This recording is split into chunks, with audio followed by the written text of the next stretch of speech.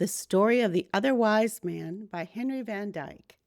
Part 4 by the Waters of Babylon. All night long, Vazda, the swiftest of Artaban's horses, had been waiting, saddled and bridled, in her stall, pawing the ground impatiently and shaking her bit as if she shared the eagerness of her master's purpose, though she knew not its meaning.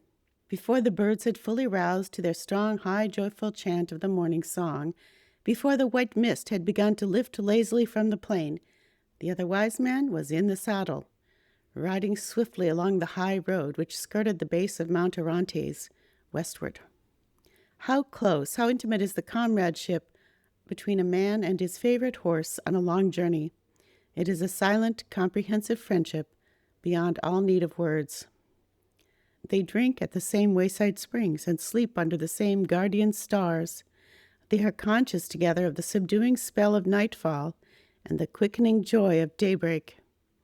The master shares his evening meal with his hungry companion and feels the soft lips caressing the palm of his hand as they close over the morsel of bread.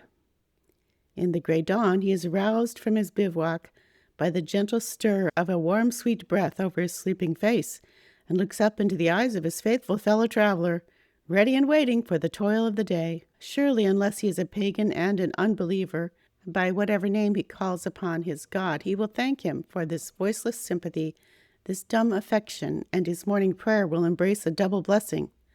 God bless us both, and keep our feet from falling and our souls from death. And then, through the keen morning air, the swift hoofs beat their spirited music along the road, keeping time to the pulsing of two hearts that are moving with the same eager desire to conquer space, to devour the distance, to attain the goal of the journey. Artaban must indeed ride wisely and well if he would keep the appointed hour with the other magi, for the route was 150 parsangs, and 15 was the utmost he could travel in a day. But he knew Vazda's strength and pushed forward without anxiety, making the fixed distance every day, late into the night and in the morning long before sunrise. He passed along the brown slopes of Mount Orontes, furrowed by rocky courses of 100 torrents. He crossed the level plains of the Nisasans, where the famous herds of horses feeding in the wide pastures tossed their heads at Vazda's approach, and galloped away with the thunder of many hoofs.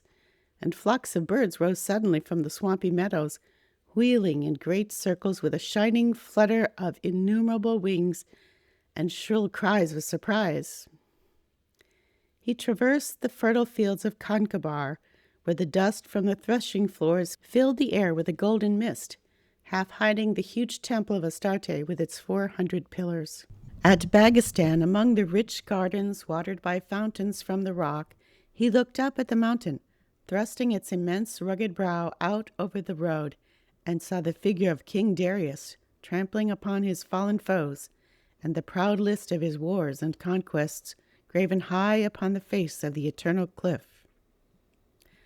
Over many a cold and desolate pass, crawling painfully across the wind-swept shoulders of the hills, down many a black mountain gorge where the river roared and raced before him like a savage guide, across many a smiling vale with terraces of yellow limestone full of vines and fruit trees, through the oak groves of Carene and the dark gates of Zagros, walled in by precipices into the ancient city of Kala, where the people of Samaria had been kept in captivity long ago, and out again by the mighty portal, riven through with the encircling hills, where he saw the image of the high priest of the Magi sculptured on the wall of rock with hand uplifted as if to bless the centuries of pilgrims, past the entrance of the narrow defile, filled from end to end with orchards of peaches and figs, through which the Jindis River foamed down to meet him, over the broad rice fields, where the autumnal vapors spread their deathly mists,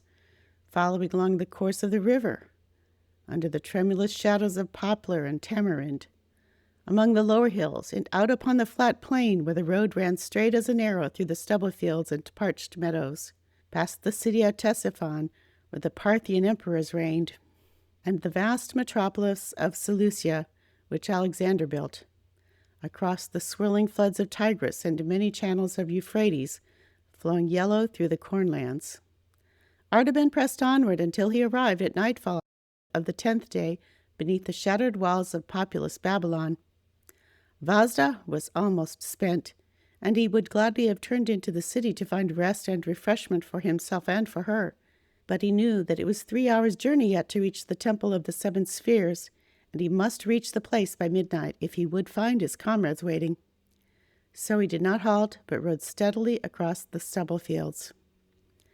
A grove of date palms made an island of gloom in the pale yellow sea. As she passed into the shadow, Vazda slackened her pace and began to pick her way more carefully.